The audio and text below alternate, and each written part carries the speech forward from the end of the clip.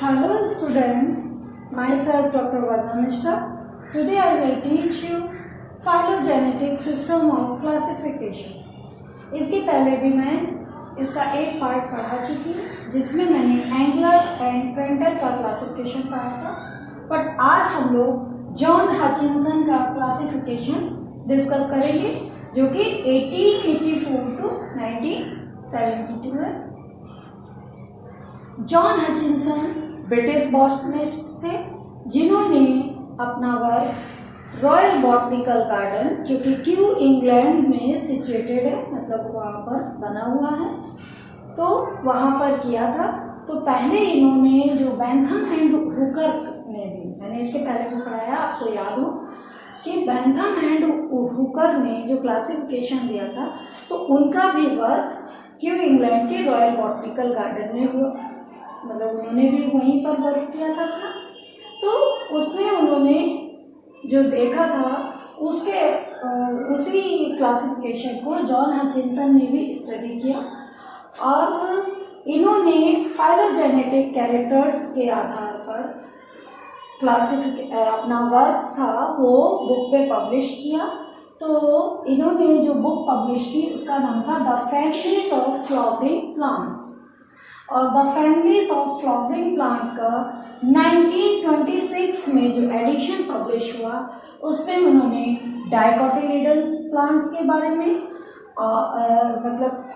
लिखा, और जो दूसरा the families of flowering plants का एडिशन निकला 1934 में, उसमें उन्होंने मोनोकोटिलिडन्स प्लांट्स के बारे में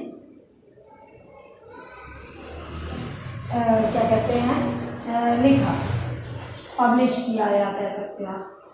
फिर इनका जो the families of flowering plants का 1926 का जो एडिशन था उसमें इन्होंने कुछ इम्प्रूवमेंट किया, एडिट किया, और उसका नया पब्लिशन ब्रिटिश फ्लावरिंग प्लांट्स के नाम से 1948 में पब्लिश किया।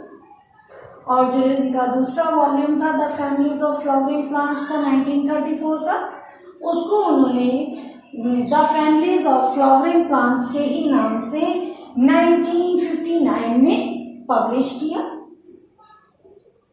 फिर उसके बाद क्या हुआ कि इन्होंने कुछ और छोटी छोटी सी कमियां अपने ही स्टडी में देखी और उनको इम्प्रूव करके एक नया एडिशन पब्लिश किया। उस एडिशन का नाम था, उस बुक का नाम था the families of flowering plants, जो कि पहले भी इन्होंने दिया था, बट उसका ईयर था 1973।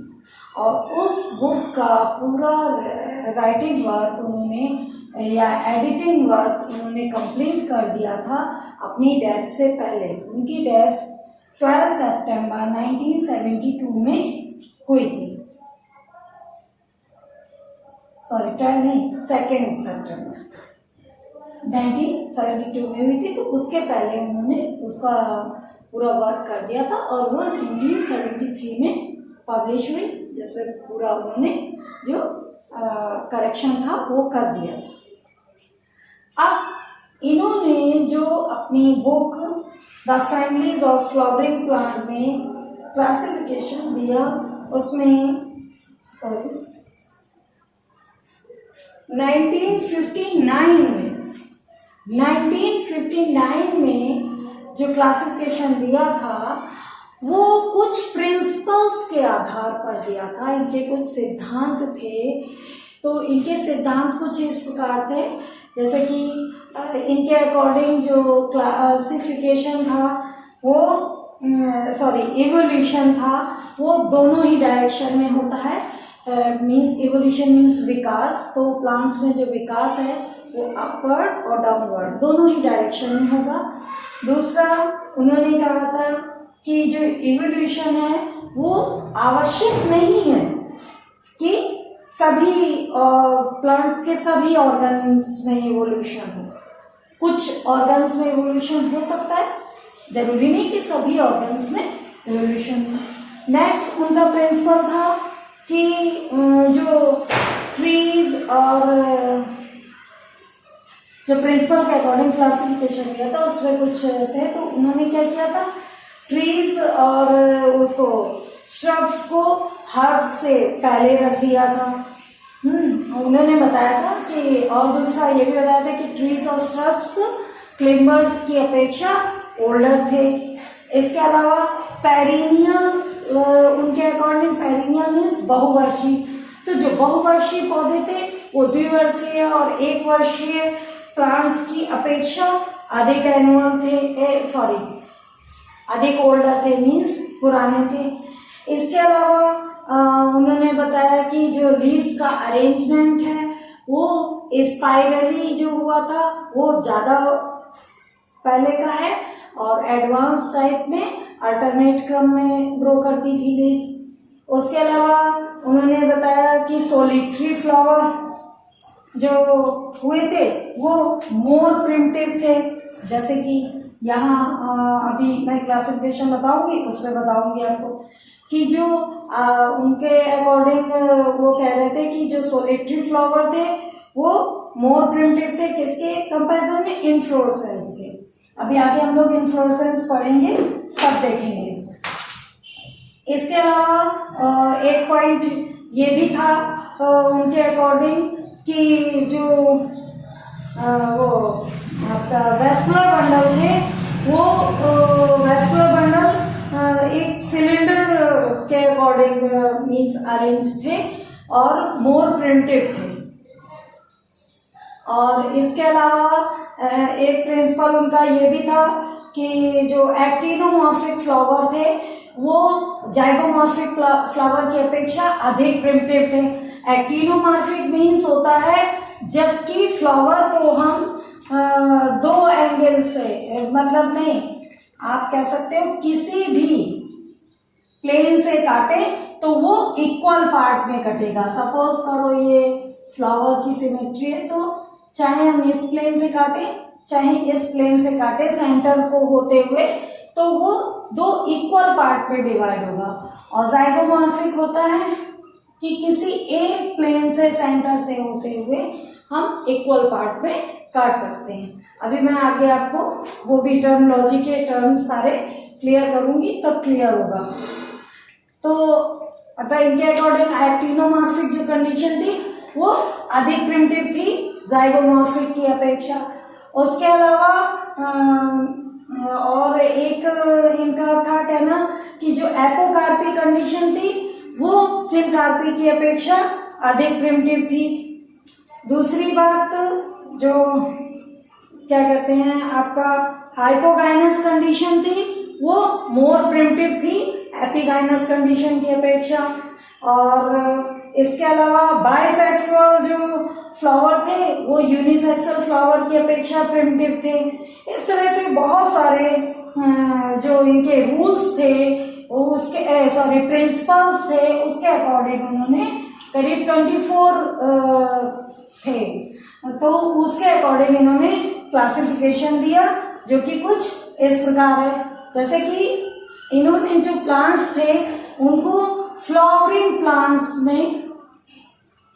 प्लांट्स कहा, और इन फ्लावरिंग प्लांट्स को उन्होंने 2 ग्रुप्स में डिवाइड किया, जिम्नोस्पर्मी एंड एंजियोस्पर्मी।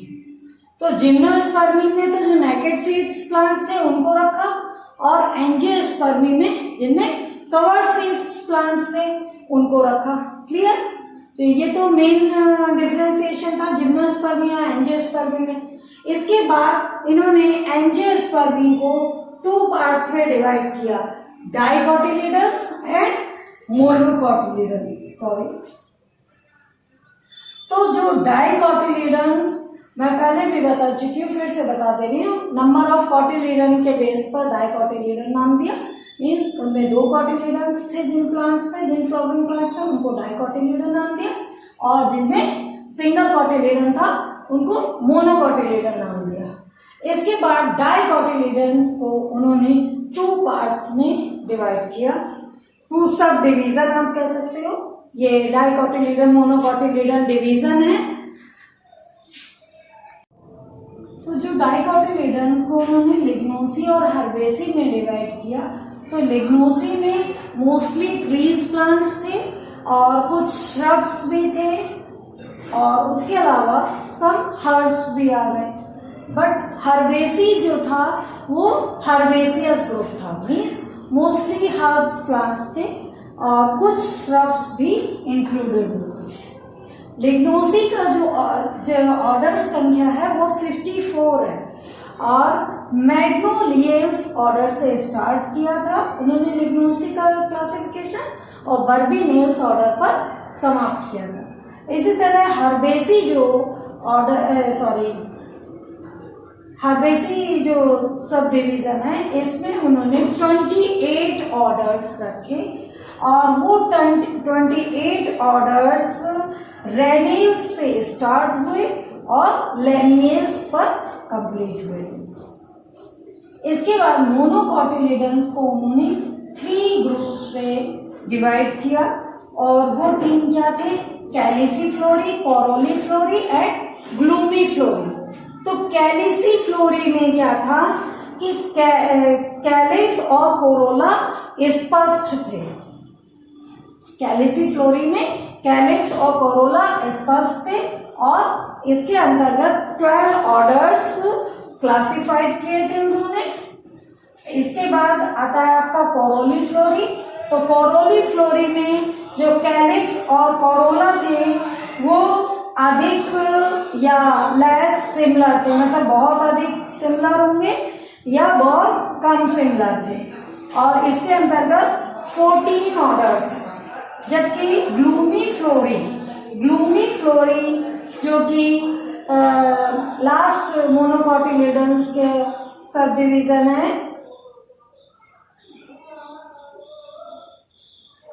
तो सब डिवीजन कह देती हूँ, सॉरी, डिवीजन है। तो ग्लूमीफ्लोरी में 3 ऑर्डर्स थे और इसमें उन्होंने पैरियंथ या लॉडिक्यूल्स जो कि प्रेजेंट थे उनके आधार पर क्लासिफाइड किया था। अब एक बात और मैं क्लियर कर दूं, ये जो फ्लावरिंग प्लांट्स थे इनमें ये थे आपके फाइलम और ये डाइकोटिलिडन्स और मोनोकोटिलिडन्स थे सब फाइलम और ये थे डिवीजन। तो इनका जो क्लासिफिकेशन था उसमें जो ऑर्डर्स की संख्या थी वो बहुत ज़्यादा हो गई थी। क्यों? क्योंकि उन्होंने हर प्लांट्स का एक एक कैरेक्टर देखकर और उसको बिल्कुल अलग अलग क्लासिफाइड किया था। हम लोग इनके क्लासिफिकेशन के कुछ गुण और दोष के बारे पर नजर डालते हैं, मीन्स गुण और दोष के बारे में बात करते हैं। तो मेन तो इनके गुण क्या थे, पहले तो हम लोग गुण देखेंगे कि जो हचिंसन का क्लासिफिकेशन था वो फाइलोजेनेटिक टाइप का था। तो उसमें क्या था कि जो डिवीजन था उसको कई ऑर्डर्स में डिवाइड किया गया, फिर उन ऑर्डर्स को फैमिलीज में डिवाइड। उससे क्या हुआ कि प्लांट्स का आइडेंटिफाई करने के लिए बिल्कुल छोटे छोटे भाग बट गए जो कि इजीली मतलब बहुत ही जो निकट संबंधी क्लासेस थी उनका ही उनमें रिलेशन हुआ। दूसरा, उन्होंने डाइकोटिलिडन्स को मोनोकोटिलिडन्स के पहले रखा और वो भी उनके कैरेक्टर्स देखते हुए, जैसे कि पॉलीकार्पेलरी है कि एपोकार्पेलरी है और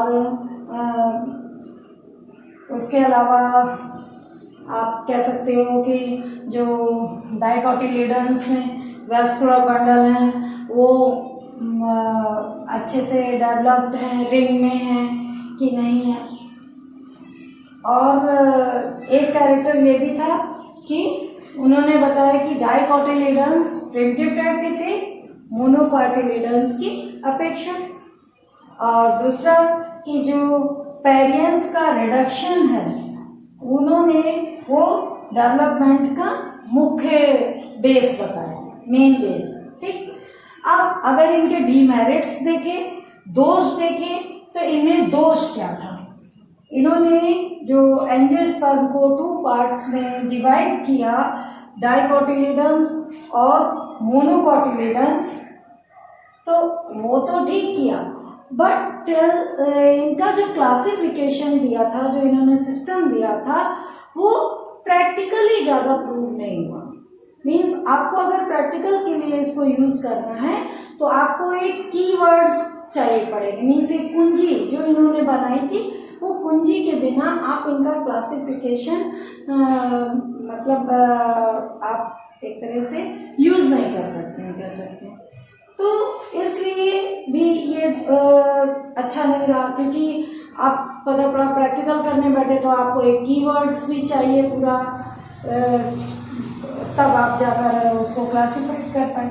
दूसरा, जो इन्होंने डाइकोटिलिडन्स को लिग्नोसी और हर्बेसी में क्लासिफाइड किया, तो लिग्नोसी में इन्होंने वुडी प्लांट्स को रखा और हर्बेसी में हर्ब्स को, जो कि इवोल्यूशन के आधार पर सही नहीं है। भाई, छोटे से बड़े की ओर विकास होगा, ना कि बड़े से छोटे की ओर विकास होगा।